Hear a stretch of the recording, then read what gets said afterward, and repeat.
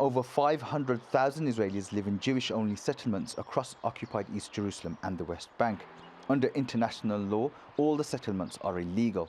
But Prime Minister Benjamin Netanyahu wants to build more.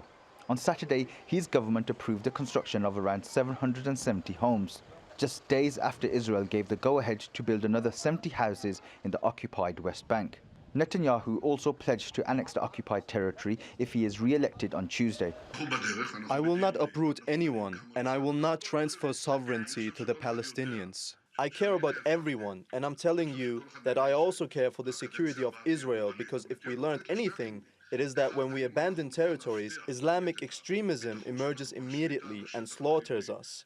And I won't give them the heart of the state of Israel. The news was welcomed by settlers. Great to annex it. It belongs to the state of Israel. 42,000 people live here. We will not give up on this place. In a further move on Sunday, the Israeli military demolished Palestinian homes in the occupied West Bank. It said the buildings did not have permits, but only the Israeli state issues permits and Palestinians rarely get them. Many analysts say the Prime Minister is trying to appeal to his right-wing and far-right supporters ahead of the elections. But Palestinians say they will resist any attempts to occupy their land.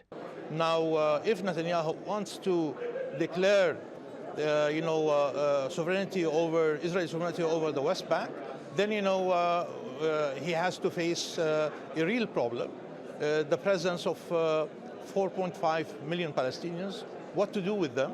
He cannot expel us because we are not going to accept to be expelled. We will stay there. We will resist, such behavior, such decision, and then, the international community has to deal with us, in that respect. In the West Bank, Palestinians in Ramallah were defiant after hearing the news. We will not accept what Netanyahu wants. We will choose for ourselves. We will not leave our rights even until the last days of our lives. There is no difference. We are under occupation, and we will stay under occupation until God changes the world.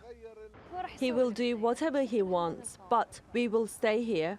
For years, Palestinians have had to endure settlements built on their land and a wall that cuts through the West Bank, both illegal under international law.